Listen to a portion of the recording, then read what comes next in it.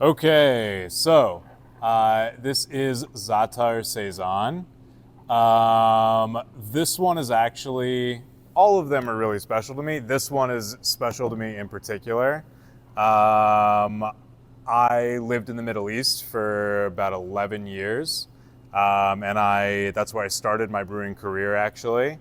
What I used to do is go to the Shuk, which is like an open air market. Used to go there once a week, take a weird herb, spice, vegetable, fruit, whatever, and kind of challenge myself to design a beer recipe around it. That's how I brewed for years, actually. This recipe is a result of that process. And yeah, it's one that I really like. So, Za'atar.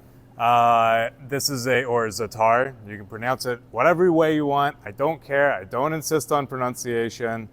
If you want to pronounce it the way I pronounce it, then you can say Za'atar. You're just putting the emphasis on the front end of the word as opposed to the back end. No big deal. Za'atar.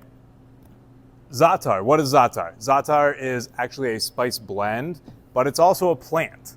So what we're using here is the spice blend. Typically, you also have sesame seeds in the spice blend, and that's the one element that we've removed. The reason that I did that is that the oils in the sesame can really affect the head retention on the beer, can actually like dissipate all of the head. That's why we make sure that we get into clean glasses. One of the reasons we rinse the glasses before, just in case there's any oils from anybody's skin or anything, so that doesn't get into the beer and kill our head retention and make the beer look flat and sad and like not fun. So that's just a little bit of like under the hood, what it's designed. The reason that I paired Za'atar with Saison specifically, so I'll just take you back to those early days of my brewing and like thinking about designing a beer recipe around an ingredient that's not one of the 4 traditional brewing ingredients. Za'atar is like very much a lot of the things that you wouldn't necessarily think to put in a beer, like oregano and sage and these spices that like are not really sumac, spices that are like not really like, you don't think of them in beer. They're kind of on the savory spectrum as far as their normal pairings with flavors and kind of the culinary world. So it was a little bit challenging into thinking about what beer structure you want to put Za'atar into. So I eventually came up with Saison. Saison is a Franco-Belgian kind of style that can skew a bunch of different ways. Saison traditionally Saison is a wild fermented beer, so it's got a sour aspect to it. A lot of modern Saisons, especially American Saisons, don't skew that way. This Saison is a non-soured Saison.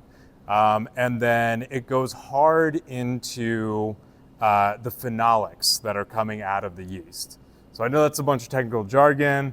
That's just if you're interested in it. But the phenolics that are coming out of that lend to a kind of peppery character. And that was what I was thinking of when I paired the Za'atar with the Saison. So that's this kind of marriage of this beer.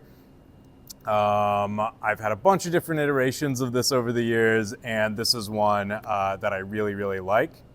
So yeah, let's kind of like dig in. Let's see what the aroma is. Just shout out like what you're getting from this beer. Ooh, oregano. Mm-hmm. For sure. Yeah, it's definitely scent and flavor, oregano forward, but the sage, I can smell after you said that. I can taste a little bit of sage and smell it more than I can taste it. Yeah, yeah. Oh, so just to repeat that, sorry, I'm repeating now for people who can't hear the mic on the video. Thanks for watching, like and subscribe. So we got some notes of oregano, also some of the sage, both in the aroma and in the taste. So yeah, keep going, sorry for that digression. What else again? Chew on this beer because it does taste like pizza. Okay, and we've gotten that before. Is that it tastes like pizza? It's like a pizza beer. I don't know. So we've had this on for a few days. how have you guys been describing this to people, and how have people been receiving it? Have you figured out any ways to convey the beer at all to people verbally? Nobody's served it up at all? A lot of Yeah. questions about it. Yeah, questions. Like, Go ahead. No, people that come in to order it, they just like when they read the menu, like before I get a chance to go over and talk to them. Yeah. Like if they want this, like they already know. Like that, I want to try that. Like, Okay. So they come in and they already know. Yeah, it's like they'll read it and they're just like, okay, that sounds good. So Well, it's like a Belgian style. You know what I mean? And that's like very popular. Like if you like Belgians, if you see it, you're gonna want it, Yep. right? So that's like the few that I have sold is like people that are just like don't really want to look at the menu and they're like, oh, what kind of beer do you like? Oh, I like Belgians. Oh, well, we got this awesome saison. I've gotten a lot of good feedback from it. Okay, so this is like the Belgian crowd can also like come in and like know what they want. Now, have they been disappointed at all when they're like, this is a weird Belgian? I haven't had any disappointment. Okay, nice, great, love that. Okay, anybody else's experience serving this thing up so far? Because it's really wacky, right? Like this is like very much a departure from traditional beer. So, it takes a very traditional style and puts a twist on it that I don't know that they're doing anywhere else. Never ever tasted this.